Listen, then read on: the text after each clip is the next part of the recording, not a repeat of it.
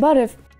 խոշոր սենսորներով սովորական գլխարկի փոխարեն ընդամենը մի բարակ մազիկ։ Այսպիսի տեսք ունի հեղափոխությունը նեյրոմոնիտորինգում, որին ձգտում են Փենսիլվանիայի համալսարանի գիտնականները։ Գրեթե անտեսանելի, փափուկ, ամուր ու խելացի նոր էլեկտրոդը կարող է փոխարինել էլեկտրաենցեֆալոգրաֆիայի մի ամբողջ համակարգ, դարձնել այն ավելի ճշգրիտ ու հուսալի։ Ընդամենը 300 միկրոմետր հաստությամբ այս սենսորը ստեղծվում է եռաչափ տպագրության միջոցով, հատուկ պոլիմերային հիդրոգելից։ Այն կարելի է ներկել բուժառուի մազերի գույնի։ Այն չի պահանջում ոչ կպչունգելեր, ոչ բարդ նախապատրաստություն, ընդամենը ամրացվում է մաշկին հատուկ կենսաբանական ադգեզիվի միջոցով, որը ավելի ամուր է ու կայուն, քան մինչև այդ օգտագործված ցանկացած միջոց։ Անգամ լողանալուց կամ մարզվելուց հետո այն մնում է տեղում, իսկ հանելը հեշտ է ու առանց հետքի։ EEG հին համակարգերը ունեն մի շարք լուրջ խնդիրներ։ Դրանց էլեկտրոդները կոշտ են, գելը արագ չորանում է, գլխի եւ մարմնի շարժումները աղմուկ են առաջացնում։ Նոր սենսորը վերացնում է բոլոր այդ խնդիրները միաժամանակ։ Այն ապահովում է կայուն ազդանշան անգամ 24 ժամ հետո, չառաջացնելով դիսկոմֆորտ ու թույլ տալով բուժառուին ապրել իր սովորական կյանքով։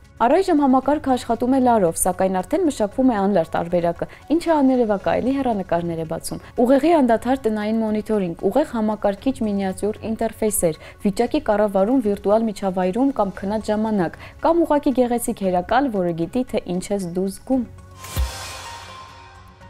Նրանք խելագար էին համարում, բայց հիմա նրա արյունը կարող է միլիոնավոր կյանքեր փրկել։ Վիսկոնսին նահանգում ապրող սովորական ավտոմեխանիկ Թիմ Ֆրիդեն 18 տարվա ընթացքում լրիվ կամավոր ու նպատակային ինքնիրեն օձի թույն էր ներարկում։ Այդ տարիների ընթացքում 856 անգամ։ Ոչ թե հանուն ադրենալինի կամ փառքի, այլ աշխարհի ամենամահաբեր օձերի խայթոցի դեմ ունիվերսալ հակաթույն մշակելու գործում գիտնականներին օգնելու համար։ Նրա ինքնագիտափորձը հենց այս բանալին էր, որի կարիքը գիտությունն ուներ վաղուց։ Ֆրիդեի արյան մեջ առաջացել են հզոր մարդկային հակամարմիններ այնպիսի սարսափելի օձերի թույնի դեմ, ինչպիսիք են սև մամբան, արքայական կոբրան, տայպանը ու շատ այլ օձեր, որոնք առողջապահության համաշխարհային կազմակերպության դասակարգման մեջ ամենավտանգավորների ցուցակում են։ Սենտիվաքս ընկերության ու Կոլումբիայի համալսարանի հետազոտողները բաց չեն թողել այսպիսի շանսը։ Նրանք Ֆրիդեի արյան մեջից առանձնացրել են երկու առանցքային հակամարմին ու միավորել այն վարեսպլազիրի հետ։ Սա մոլեկուլ է, որը կարող է չեզոքացնել թունավոր սպիտակուցների տարածված դասերից մեկը՝ ֆոսֆոլիպազները։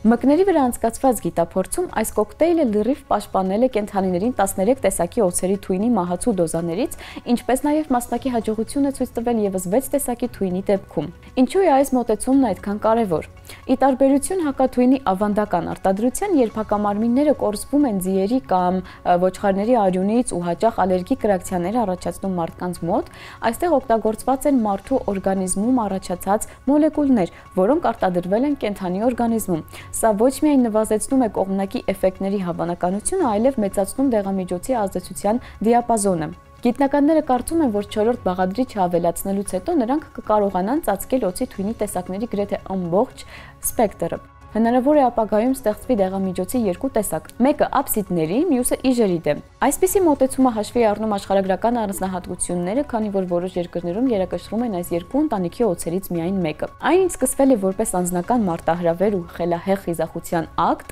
վերածվում է բեկումնային բժշկական տեխնոլոգիայի։ Ու եթե մի քանի տարի անց դեղատանը տեսնեք ունիվերսալ հակաթույնով տարա, հիշեք, դրա հիմքում 18 տարի շարունակ մահվան աչքերին նայած մարդու արյունն է։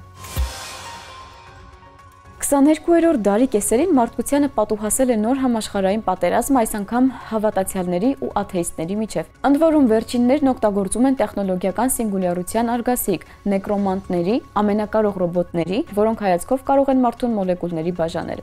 Բնականաբար, պատերազմի արդյունքում երկիր մոլորակը ոչնչացման եզրին է։ Հավատացյալներն ու աթեիստներն ընտրում են մարդկության պահպանման տարբեր մարտավարություններ։ Առաջինները կառուցում են հսկա տիեզերական տապան, որում հազարավոր ամենահավատացյալները մոտ 1 տասնամյակ երջանիկ քնած կլինեն վիրտուալ սիմուլյացիայում Կեպլեր 22b-ի ճանապարհին։ Աթեիստներն ավելի պրագմատիկ են ու Կեպլեր 22b մոլորակ են ուղարկում թեթև տիեզերանավ, 2 անդրոիդով ու մարդկային սաղմերով, որոնց բանական մեքենաները տեղում կաճեցնեն ու կդաստիարակվեն։ Անդրոիդները մոլորակ են հասնում խաչակիրներից մոտ 1 տասնամյակ շուտ։ Այս շաբաթ ներկայացնում ենք Ռիդլի Սքոթի ղեկավարությամբ ստեղծված Գայլերից ծերվածները գիտաֆանտաստիկ սերիալը։ Արդեն ֆաբուլայից եւ առաջին կադրերից հասկանալի է դառնում, որ գործ ունենք ուշ շրջանի Ռիդլի Սքոթի ու հենց իր մեջ ընթացող կրոնական պատերազմի հետ։ Պրոմեթևսի ու օտար պատգամի քննարկումները Արարչի ու արարվածի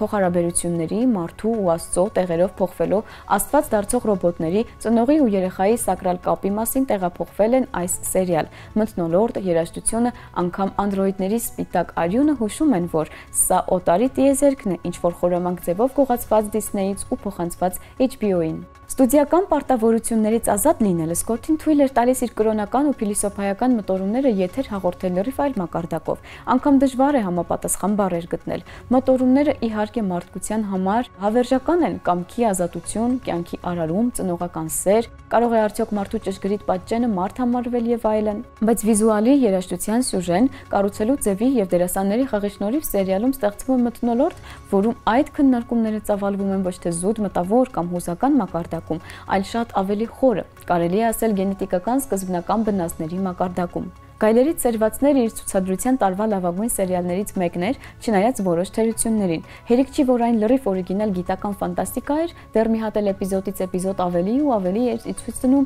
այն հարուստ միֆոլոգիական, փիլիսոփայական ու մշակութային բեքգրաունդը, որը օգտագործել էր սերիալը ստեղծելիս։ Առանց որևիցե կասկածի սերիալի իրադարձությունները տեղի են ունենում նույն աշխարհում, ինչ Պրոմեթևսն ու օտար պատգամը։ Դրա մասին է խոսում ոչ միայն ընդհանուր ոճավորումը, սիմվոլիկայի առատությունը, այլև բազում ոչ թե անթակույց հղումներն, այլ հենց ուղիղ ակնարկները։ Ու իհարկե սերիալի մի փոքր խելահեղությունն առանձնահատուկ շարմ է հաղորդում էկրանին տիրող իրադարձություններին։ Դրան գումարած անթիվ ալեգորիաներ աստվածաշնչից, մտորումներ մարդու, հավատքի, Աստծո, խելագարության, տիեզերքում մեր տեղի դերի եւ պատասխանատվության մասին։ Ու մի կողմ թողնենք սիմվոլիկայով գերհագեցած լինելը, մի կողմ թողնենք կրոնական ալյուզիաները, ինքը սերիալի աշխարհն ու պատմությունը այնքան բարդ հետագծերով են շարժվում, ամեն քայլափոխին նոր գաղտնիք առաջ բերելով ու որ զարմանքից կարկամում ես։ Զգացումները, որ ունենում ես դիտելիս, ոչ մի բանի հետ համեմատելի չեն։ Կարծես մարդ արարածի համար ծայրահեղ օտար միջավայրում հայտնված լինես։ Իսկ այսօրվա համար այսքանը, կհանդիպենք։